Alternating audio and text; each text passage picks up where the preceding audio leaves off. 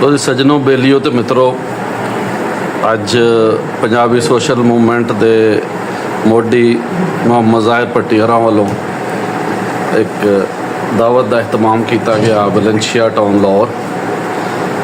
ਉਹਦਾ ਅੱਜ ਦੂਸਰਾ ਸੈਗਮੈਂਟ ਸ਼ੁਰੂ ਕਰਨ ਲੱਗੇ ਹਾਂ।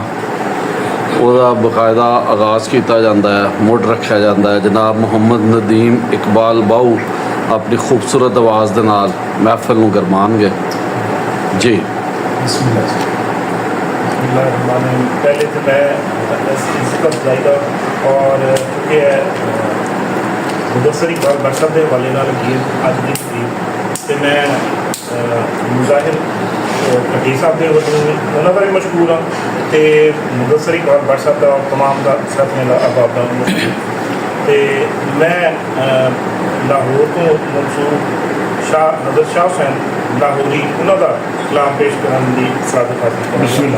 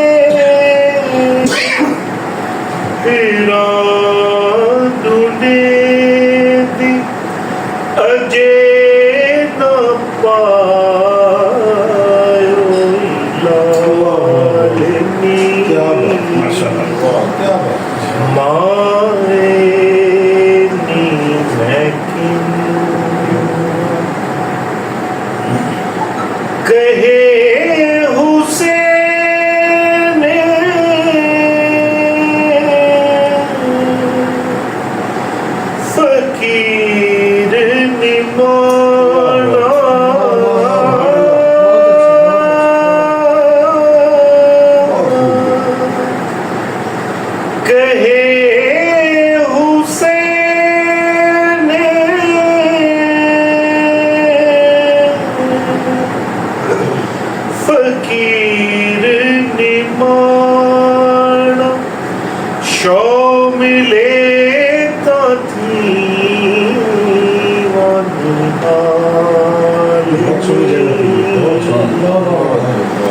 ਮਾਏ ਨੀ ਮੈਂ ਕਿਨੂੰ ਦਰਦ ਵਿਛੋੜੇ ਦਾ ਹਾਲ ਨੀ ਮਾਏ ਨੀ ਮੈਂ ਕਿਨੂੰ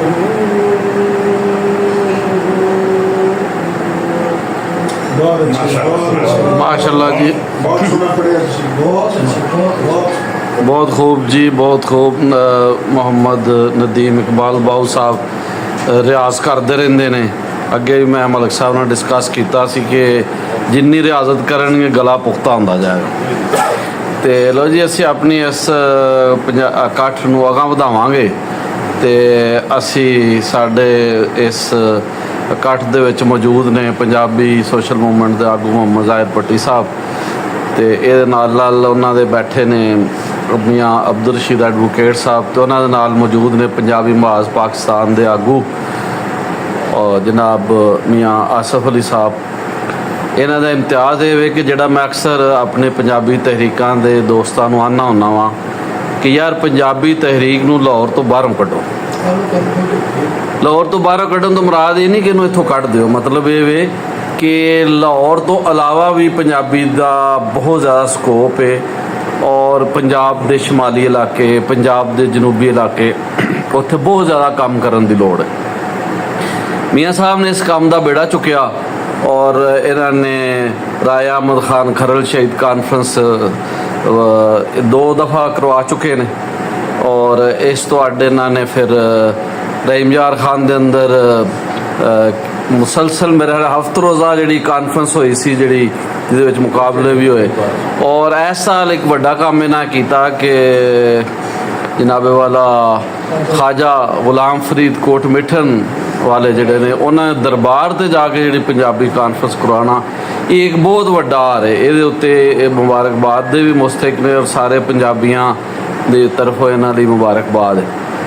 तो मियाँ साहब भी चूँकि असी गल कर रहे सा पंजाबी दे आने वाले वेले के हवाले नाल और ये निफाज ये लागू होने के हवाले नाल और सानू बहुत सारे मसले दरपेश ने जिहदे विच हुण साडा एक बिल भी पेश होया पंजाब असैम्बली और असी ये गल कर रहे थे कि मेजॉरिटी लैंगुएज भट्ट साहब भी उहदे ते रोशनी पाई है कि ये पाकिस्तान की सब तो वड्डी ज़बान और पंजाब की भी सब तो वड्डी ज़बान है। मियाँ साहब तुसी हुण इस बारे गल करो कि पंजाबी नूं ਜਦੋਂ भी मकाम देने की गल आउंदी है, वैसे तो उन्होंने कहा सी पीर वारिस शाह ने शकरगंज ने आन मकाम किया दुख दर्द पंजाब का दूर है जी।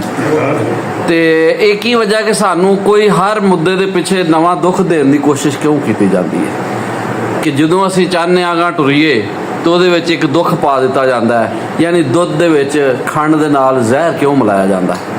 तो ये मौजूदा जोड़ा बिल है ये अंदर भी बहुत सारिया खामियां ने और मैं चाहांगा कि तुसी पंजाबी मुद्दे के हवाले नाल जरा इधारे ख्याल करो क्योंकि तुसी जो पोठवारी का मसला सी लहजे का वो भी असी कढ़ाने कामयाब हुए। उस दौर के अंदर लैटर लिखे गए, बहुत सारी चिट्ठियां गई, अल्लाह पाक ने कामयाबी दी। तो हुण फिर एक बारी ये सानू जोड़ा मसले दरपेश ने इस हवाले नाल तुसी की दसोगे? ये जोड़ा मौजूदा बिल वाला मामला वा ये उत्ते साडा शुरू तो ही ये इशू रहा वा कि जिला वाइज जिला बंदी नहीं होनी चाहिए, रीजन बंदी नहीं होनी चाहिए कि फलाने रीजन से जबान पढ़ाई जाएगी तो फलाने रीजन से पढ़ाई जाएगी। पूरे पंजाब के विच पंजाबी नाफज होनी चाहिए, जिवें सिंध दे विच पूरे सिंध दे सिंधी नाफज है। बाकी अगे जोड़े माडेरा उन्होंने उर्दू पढ़नी होंगी है पढ़ लें, पर जी पंजाबी है वो पूरे पंजाब च नाफज होए बिना पंजाबी ना नाफज होना बेहतर है। अगर ये समझा जाए कि असी सेंट्रल पंजाब से पंजाबी ला दी है, नॉर्थ कोई होर लहजे को ला दी है तो साउथ किसी होर लहजे को ला दी है, वो एक नाकाबले कबूल गल है। तो जिहदे उत्ते अक्सर मैनूं इशू रहिंदा भी है साडे कुछ इत्थे दे दानिशवरां नाल भी जिहड़े बाज़ औकात इस गल नूं मन्नण की कोशिश करते हैं नहीं भी इदां हो लैण दे की फर्क पैंदा है, तो वो नहीं होना चाहिए। पंजाबी नूं रोकण का भी तरीका उन्होंने रखा हुआ है कि जदों भी देखो कि हुण नहीं देना चलो इस बहाने लहजे वाले पासे मसला खड़ा कर दो, तो वो एक इशू है जोड़ा हल कराना पैना ना। पिछले दिनों भी मीटिंग हुई, हूँ भट्ट साहब भी आ रहे हैं, हूँ दोबारा ये उत्ते तफसीली मीटिंग दोबारा करके इनू अगे ਜੋੜਾਂਗੇ। ਤੇ ਬਾਕੀ ਜਿਹੜੀ ਗੱਲ ਦੂਸਰੀ ਚੀਜ਼ਾਂ ਦੀ ਰਹੀ, ਉਹ ਗੱਲ ਤੁਹਾਡੀ ਠੀਕ ਹੈ ਕਿ ਦੂਸਰੇ ਸ਼ਹਿਰਾਂ 'ਚ ਕੰਮ ਦੀ ਬਹੁਤ ਜ਼ਿਆਦਾ ਜ਼ਰੂਰਤ ਆ। ਮਸਲਨ ਜਦੋਂ 2 ਸਾਲ ਪਹਿਲੇ ਆਪਾਂ ਭਾਗਲਪੁਰ ਪੰਜਾਬੀ ਕੌਮੀ ਕਾਨਫਰੰਸ ਕਰਾਈ, ਉਹ ਪਹਿਲਾ ਉੱਥੇ ਇੱਕ ਇਵੈਂਟ ਸੀਗਾ ਕਿ ਉੱਧਰ ਜਾ ਕੇ ਨਹੀਂ ਕੰਮ ਕੀਤਾ, ਯਾਨੀ ਜਿਹਨੂੰ ਕਹਿ ਲਓ ਕਿ ਜ਼ਾਹਿਰ ਹੈ ਪਹਿਲਾ ਕੰਮ ਤਾਂ ਉੱਥੇ ਦੇ ਲੋਕਾਂ ਦਾ ਬਣਦਾ ਸੀ ਨਾ। ਅਸੀਂ ਐਵੇਂ ਕਹੀਏ ਕਿ ਲਾਹੌਰੋਂ ਕੋਈ ਬੰਦਾ ਜਾ ਕੇ ਉੱਥੇ ਕੰਮ ਕਰਾਏਗਾ ਤਾਂ ਉਹ ਨਹੀਂ ਕਰ ਸਕਦਾ।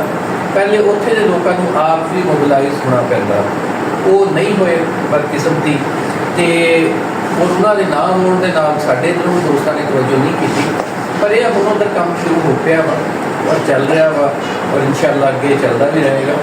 ਔਰ ਰਾਏ ਅਹਿਮਦ ਖਾਨ ਖਰਲ ਦੇ ਮਜ਼ਾਰ ਵਾਲਾ ਜਿਹੜਾ ਉਹਦੇ ਇੱਕ ਬੜਾ ਇਨਸ਼ਾਅੱਲਾ ਮਰਕਜ਼ ਬਣ ਗਿਆ ਪੰਜਾਬੀ ਦਾ, ਚੱਲਦਾ ਰਹੇਗਾ।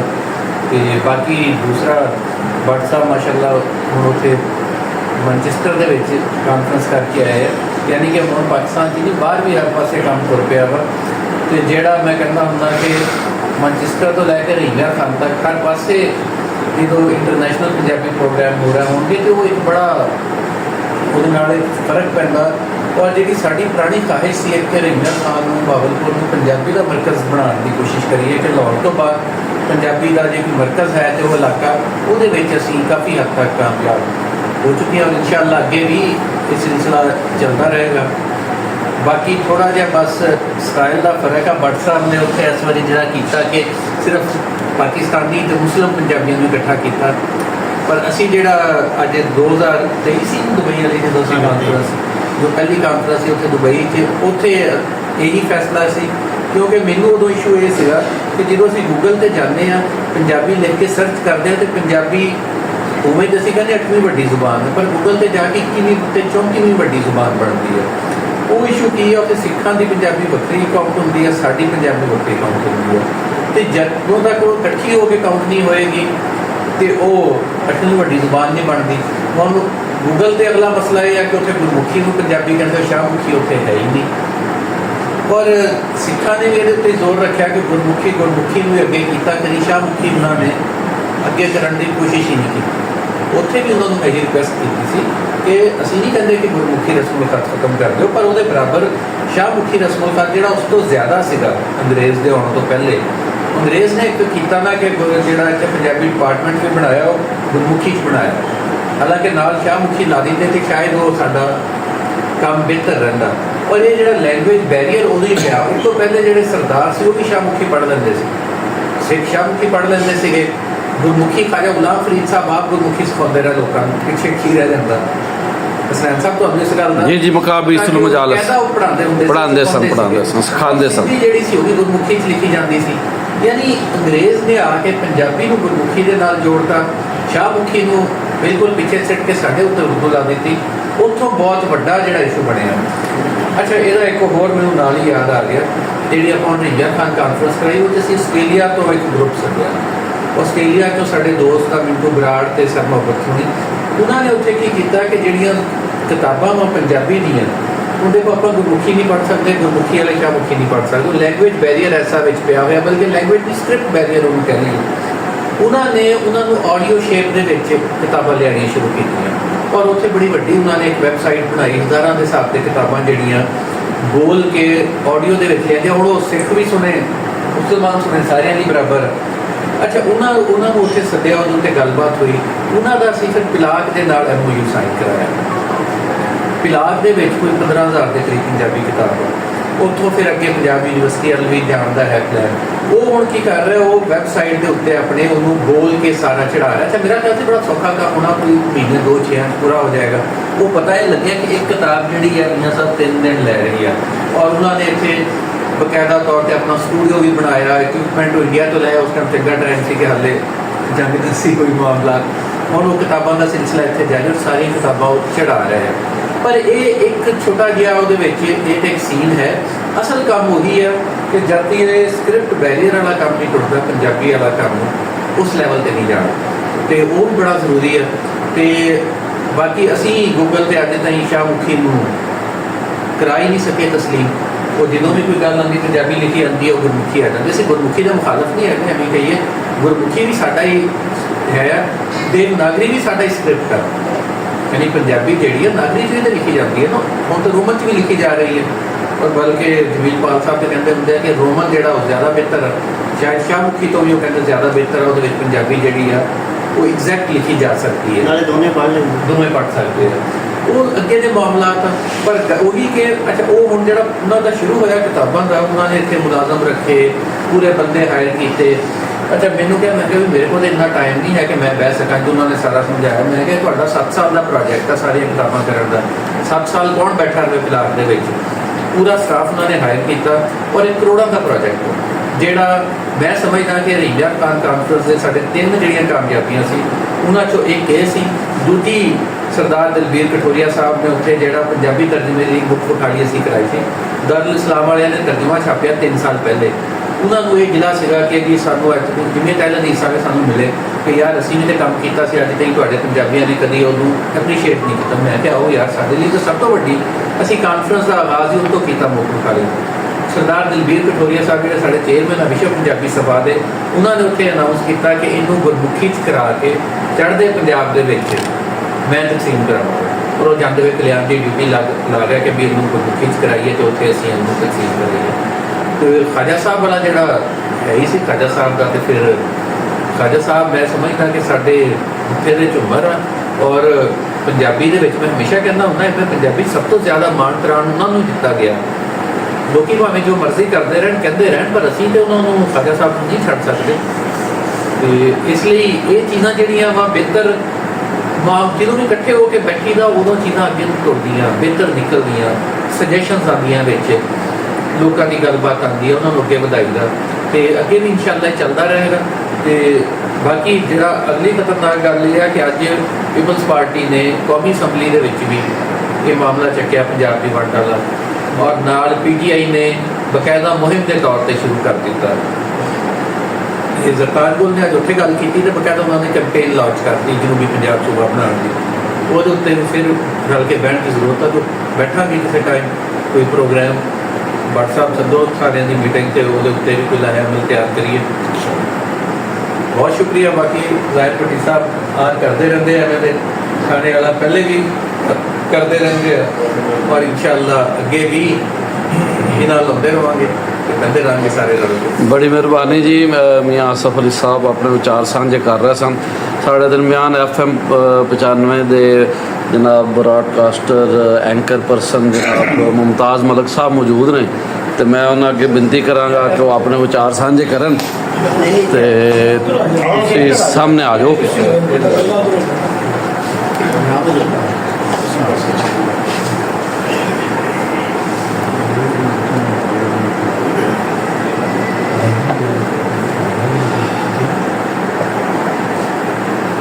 जी मुमताज़ सब तो पहले तो बहुत शुक्रिया मेहरबानी। वैसे तो उस्तादा की मौजूदगी या उन्होंने गलबात तो बाद गल की गुंजाइश पूरी बनती है, लेकिन चलो उन्होंने तरक्की और उन्होंने शाबाश मुहब्बत के गल करना भी वैसे स्वाब और वैसे बात है। ज़ाहिर भट्टी साहब और असैन भट्टी साहब का बहुत शुक्रिया। बड़ी मेहरबानी। खाना अच्छा है ही और मेहमान नवाज़ी बहुत चंगी हमेशा ही होती है। गलबात चल रही है पंजाबी के हवाले नाल, मैं हमेशा गल करता हर पासे सानू पंजाबी सुनने को मिल रही है। असं पंजाबी पॉडकास्ट देखते हैं, डिजिटल मीडिया से सब पंजाबी नज़र आ रही है। मैं जो व्हाट्सएप को आया 2002 की गल है, उस टाइम पंजाबी बोलना गुनाह सी। उस टाइम अजी बड़ा अजीब जिहा लगता सी कानफ्रेंस या प्रोग्राम कोई होना एक अद्धा हमला के प्रोग्राम करना, तो लोगों ने बड़े बड़े नाम है तो सारे ने भज के आना करना कि यार उत्थे व्हाट्सएप में प्रोग्राम रखे फलां जगह के प्रोग्राम, उदों इन्ने प्रोग्राम ही नहीं सन। अज अगर मीडियम मौजूद है और सारा कुछ हो रहा पंजाबी इस हद तक इस जगह तक पहुँच गई, तो मैं समझदा कि ये पनीरी जी व्हाट्सएप और इन्होंने नाल जो दीगर अकाबली ने उन्होंने लाई हुई जी अज असी काश्त कर रहे हैं।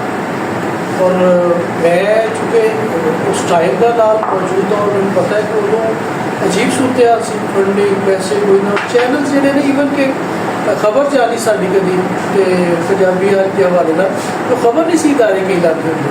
ਅੱਜ ਵੱਡਿਆਂ ਇਦਾਰਿਆਂ ਨੇ ਆਪਣੇ ਪੰਜਾਬੀ ਪ੍ਰੋਗਰਾਮ ਸ਼ੁਰੂ ਕੀਤੇ ਹੋਏ ਨੇ, ਉਹਨਾਂ ਨੇ ਆਪਣਾ ਸੋਸ਼ਲ ਮੀਡੀਆ ਸ਼ੁਰੂ ਕੀਤਾ ਤੇ ਉਹਨਾਂ ਨੂੰ ਇਸ ਗੱਲ ਦਾ ਇਦਰਾਕ ਹੋ ਗਿਆ, ਉਹਨਾਂ ਨੂੰ ਪਤਾ ਲੱਗ ਗਿਆ ਕਿ ਪੰਜਾਬੀ ਆਡੀਅנס ਬਹੁਤ ਜ਼ਿਆਦਾ ਹੈ ਤੇ ਪੰਜਾਬੀ ਆਡੀਅנס ਹੈ ਵੀ ਅਗਰ ਆਪਣੀ ਪ੍ਰੋਡਕਟ ਉਹਨਾਂ ਨੇ ਵੇਚਣੀ ਹੈ ਉਹਨਾਂ ਨੂੰ ਪੰਜਾਬੀ ਪ੍ਰੋਗਰਾਮ ਕਰਨੇ ਪੈਣਗੇ।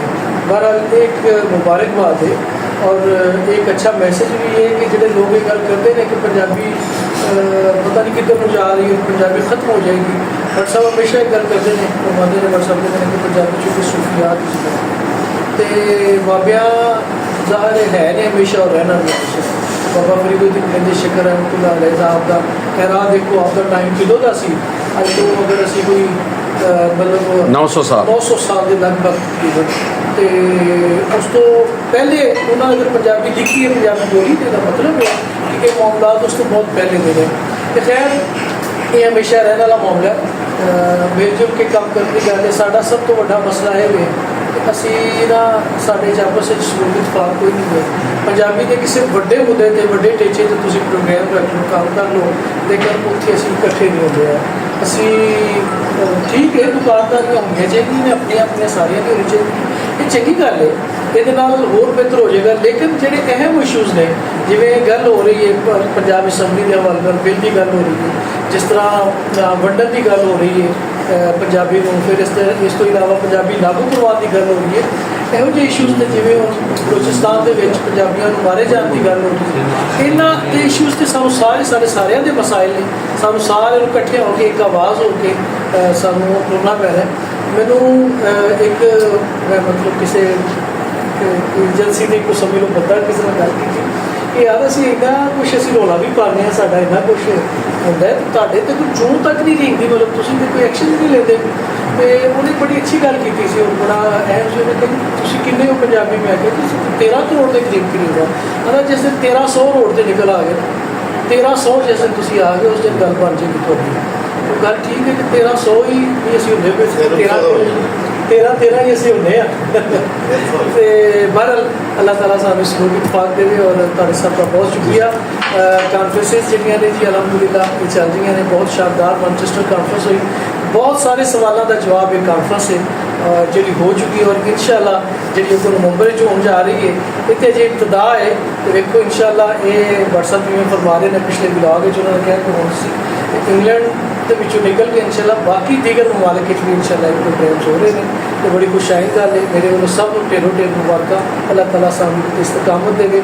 ਬਹੁਤ ਸ਼ੁਕਰੀਆ ਬੜੀ ਜੀ ਬੜੀ ਸੋਹਣੀਆਂ ਗੱਲਾਂ ਕੀਤੀਆਂ ਨੇ ਮੁਮਤਾਜ਼ ਮਲਕ ਹੋਰਾਂ, ਲੇਕਿਨ ਮੈਂ ਇਹਦੇ 'ਚ ਇੱਕ ਗੱਲ ਜ਼ਰੂਰ ਕਰਾਂਗਾ ਕਿ ਪੰਜਾਬੀਆਂ ਨੂੰ ਮਾਤਮ ਵਾਲੀ ਕਫੀਅਤ ਤੋਂ ਨਿਕਲਣਾ ਚਾਹੀਦਾ ਕਿ ਅਸੀਂ ਮੁਫਤ ਦੇ ਮੁਸ਼ਾਲਸੇ ਜਿਹੜਾ ਅਕਸਰ ਕਹਿ ਦੇਣਾ ਨਾ ਕਿ ਅਸੀਂ ਮਾਰੇ ਗਏ ਤੇ ਲੁੱਟੇ ਗਏ, ਇਹ ਤਾਸਰ ਤੋਂ ਸਾਨੂੰ ਹੁਣ ਬਾਹਰ ਆ ਜਾਣਾ ਚਾਹੀਦਾ। ਮੈਂ ਨਾ ਆਜ਼ਾਦੀ ਤੌਰ ਤੇ ਕਾਫੀ ਅਰਸੇ ਤੋਂ ਚੂੰਕਿ ਕੰਮ ਕਰ ਰਿਹਾ ਹੈ, ਤੁਹਾਨੂੰ ਪਤਾ ਮੈਂ ਸਿਰਫ ਰਾਈਟਰ ਨਹੀਂ ਜ਼ਿਆਦਾ ਕਰਨੀ ਹੈ ਤੁਸੀਂ ਮਾਈਕ ਕੈਮਰੇ ਦੇ ਸਾਹਮਣੇ ਵੀ ਥੋੜੀ ਦੇਰ ਆਗੇ ਬਹਿ ਕੇ ਇੱਥੇ ਕਰ ਨਹੀਂ ਮੈਂ ਸਿਰਫ ਇੱਕ ਮੈਂ ਤੁਸੀਂ ਵੀ ਆ ਜਾਓਗੇ ਨਾ ਸਾਰੇ ਇੱਕ ਮਿੰਟ ਐਕਟਿਵਿਜ਼ਮ ਜਿਹੜਾ ਨਾ ਚੂੰਕਿ ਨਾਲ ਮੈਂ ਕੀਤਾ ਹੈ ਔਰ ਮੈਂ ਪੰਜਾਬੀ ਐਕਟਿਵਿਸਟ ਵੀ ਸਾਂ ਔਰ ਹੁਣ ਵੀ ਹਾਂ। ਦੋਸਤੋ ਮੈਂ ਅਕਸਰ ਦੋਸਤਾਂ ਨੂੰ ਕਹਿਣਾ ਹੁੰਦਾ ਵਾਂ ਕਿ ਜਿਹੜਾ ਬੰਦਾ ਪਾਣੀ 'ਚ ਤੈਰਦਾ ਨਹੀਂ ਨਾ ਤਾਂ ਉਹਨੂੰ ਪਾਣੀ ਦਾ ਨਹੀਂ ਪਤਾ, ਤੇ ਜਿਹੜਾ ਪਾਣੀ ਤੈਰਦਾ ਉਹਨੂੰ ਪਤਾ ਹੈ ਕਿ ਕੀ ਸੂਰਤ ਹਾਲ ਹੈ। ਇਸ ਲਈ ਮੇਰੀ ਦੋਸਤਾਂ ਨਾਲ ਇਹ ਬੇਨਤੀ ਹੈ ਕਿ ਤੁਸੀਂ ਇਨਕਰੇਜਮੈਂਟ ਜਿਹੜੀ ਹੈ ਨਾ ਉਹਦੇ ਲਾਓ ਔਰ ਜ਼ਿਆਦਾ ਤੋਂ ਜ਼ਿਆਦਾ ਅੱਗੇ ਵਧੋ।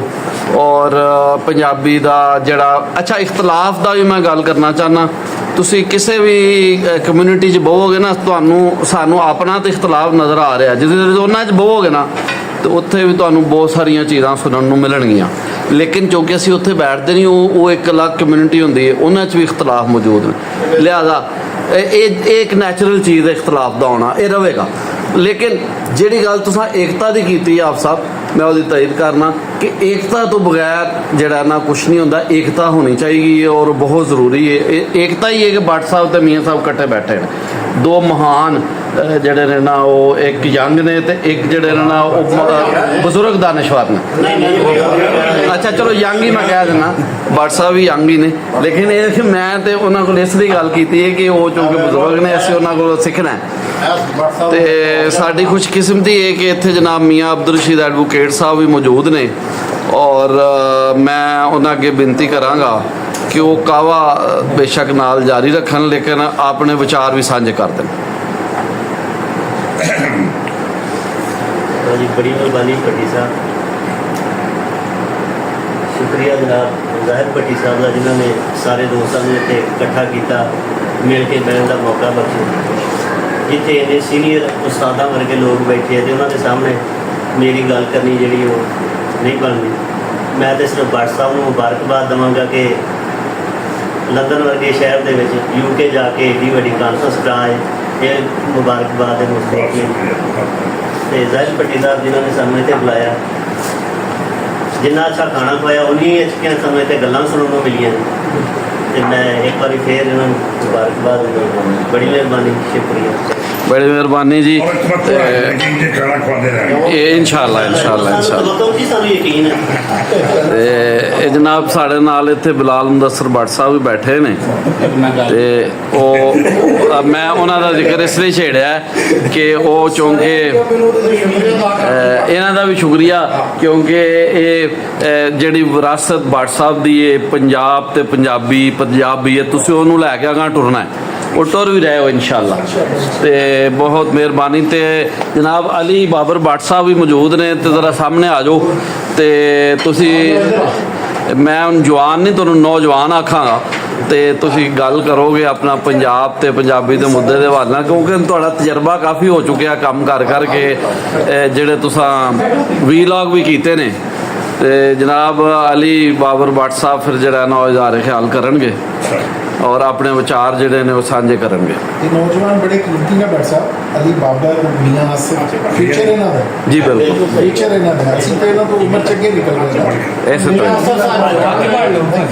सुनो और नौजवान मियां आसिफ साहब जवान ने ये बहुत बच्चा भी नौजवान हाँ ते भट्ट साहब भट्ट साहब सब तो बहुत बड़े ने ना, नहीं जी नहीं, नौजवान नदीम इकबाल बाबू साहब, हाफिज साहब, नहीं भट्ट साहब दी मूवमेंट जेहड़ी है जवाना नौजवाना दी माशाअल्लाह भट्ट साहब तहरीक दी बड़िया सोहनी गल्लां कर रहे हैं इंग्लैंड दी दोनों बाद जी पहले तो मैं ज़ाहिर भट्टी साहब का शुक्रिया अदा करांगा जिन्होंने सानू इत्थे दावत बुलाया, और स्नैक भट्टी साहब का तो मुदस्सर भट्ट साहब नूं मुबारकबाद, क्योंकि असी तो मुदस्सर भट्ट साहब ते नीम रज़ा साहब की बिलाल साहब की अगवाई च काम करने हैं और इंज ही हमेशा करते रहांगे। भट्ट साहब ने जिहड़ा काम मैनचेस्टर दे शुरू किया, यूके दे शुरू किया बिल्कुल, और इनू अगे बढ़ाया है। और मैं समझना कि इंज ही एक मामला इंज ही चलते रहेंगे पंजाब दे विच और पूरे पाकिस्तान दे विच। ते बस मैं ही इन्नी काफ़ी है जी तुहाडी। लो जी बहुत वधिया जी, सारे सजना बेलियां मित्रां ने सोहणियां गल्लां कीतियां ने और भट्ट साहब नूं बहुत ज़्यादा मुबारकां एक बारी फिर लंदन दियां जिहड़ा इन्ना दौरा किया और पंजाबी लई जिहड़ा आर किया। इहदे नाल नाल जनाब प्रोफैसर जाहिद हसन साहब भी नाल गए सन, तो इन्हां लई मुबारकां ने कि भी उस आर दे विच शामिल सन, इन्हां रलत कीती। तो बिलाल मुदस्सर भट्ट साहब, नदीम रज़ा साहब, मियाँ आसिफ अली साहब, अब्दुल रशीद एडवोकेट साहब, जनाब नदीम इकबाल बाहू साहब, जनाब हाफिज़ मुमताज़ मलक साहब, जिहड़े एक लंबे अरसे तो अपना जुड़े हुए ने पंजाबी दी ब्रॉडकास्टिंग के शोबे दे नाल। और तुहाड़ा की नाम है जी? अली कैसर साहब। जिहड़ा कैमरे दे पिछे बंदा हुंदा है उहदा भी बहुत ज़्यादा किरदार हुंदा है, ते और वो जो कुछ हो रहा हुंदा अगर वो उन्हें वीडियो लीक करनी करनी होंदी है, अगर वो वीडियो होगा ना लियाए या सही ना बनाए तो सारा काम कीता कराया खूह खाते हो जाता। नहीं इस गल करने वाला कहता कैमरा बंद है, कहता हाँ जी बंद है, बाद वीडियो लीक कर दी हानेर हो जाती है। तो लिहाजा जनाब इन्हां दी भी बहुत शुक्रिया जनाब इन्हां दा, इसलिए कि इन्हां दा भी बड़ा रोल किरदार है इस मामले च। लो जी सजनों बेलियो मित्रों, मैं जाहिद भट्टी साहब के अगे बेनती करांगा कि वो अपने रिमार्क्स आखिरी जड़े ना रिकॉर्ड करा।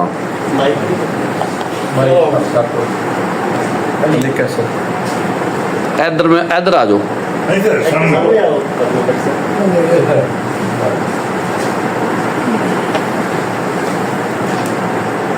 नवदीन इकबाल बाहू साहब का नाम है नहीं सी लिया, मेरा ख्याल है मैं दोबारा आपका शुक्रिया अगर नहीं लिया तो मैं जनाब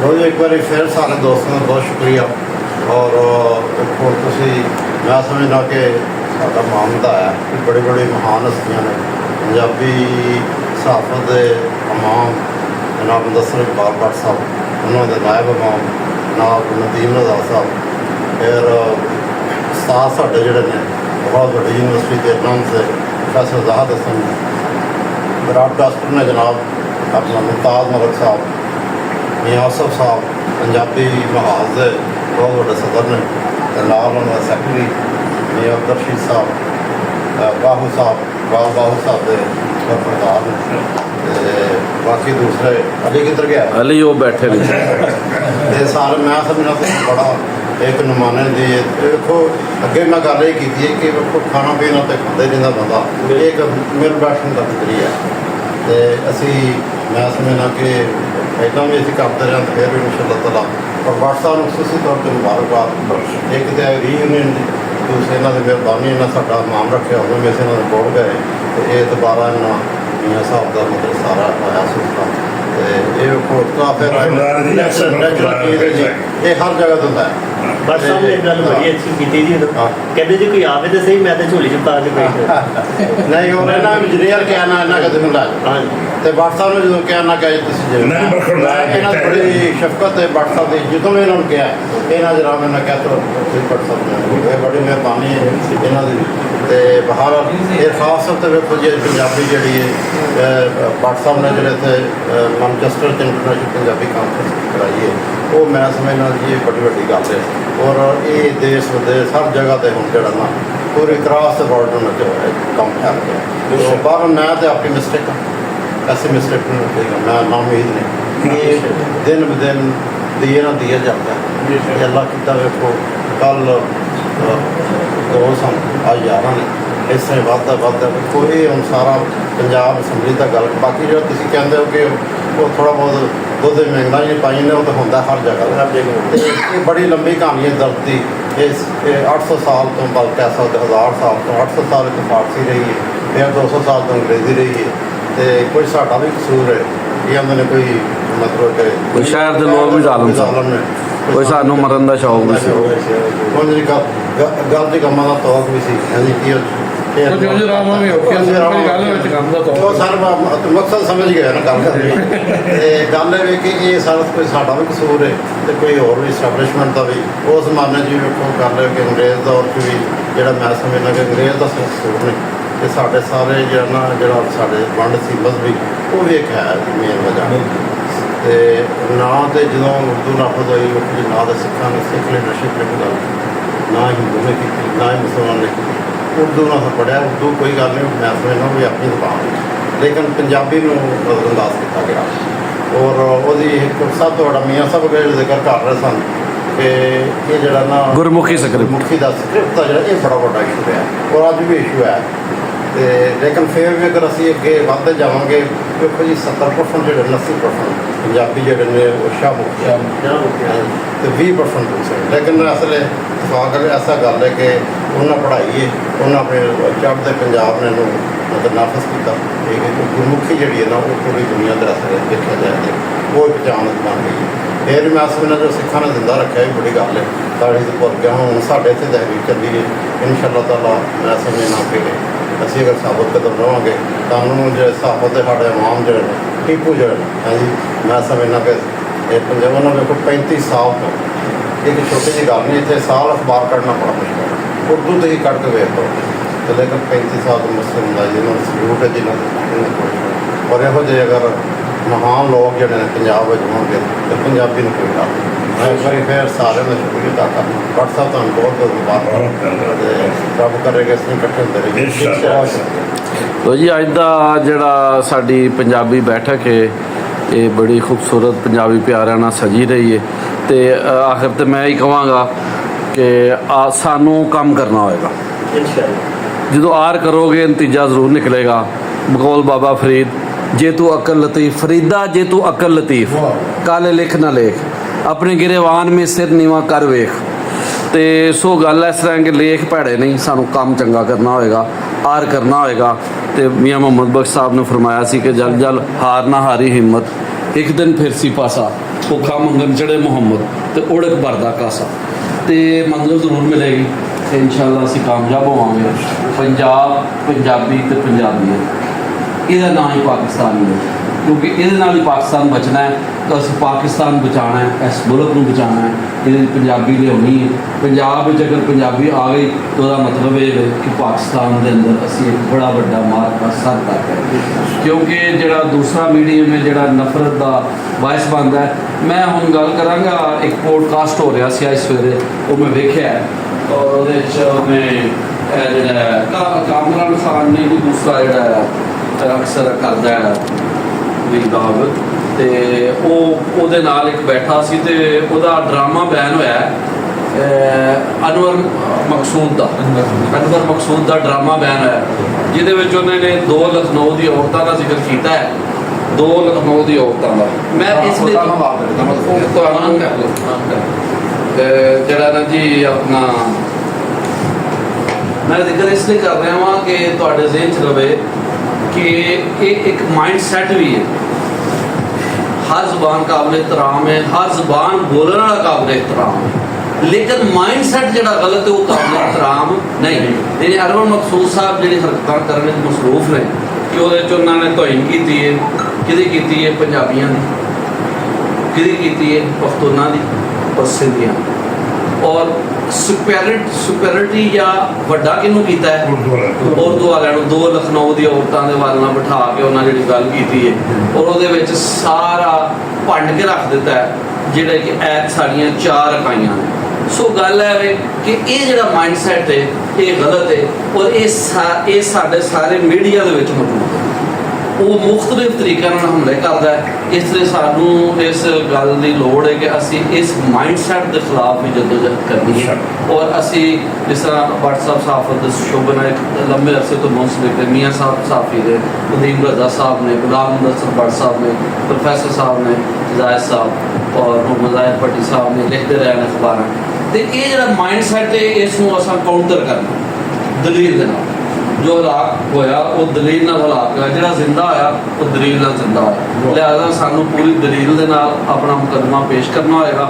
इंशाअल्लाह पंजाब और पंजाबीयत इहदा नाम ही पाकिस्तानीयत है और पाकिस्तान तरक्की करेगा, पंजाब भी तरक्की करेगा। लै आओ यार हवाले रब दे मेले 4 दिनां दे, उस दिन ईद मुबारक हो सी जिस दिन फिर मिला। रब राखा ते गर्मी बहुत है सारी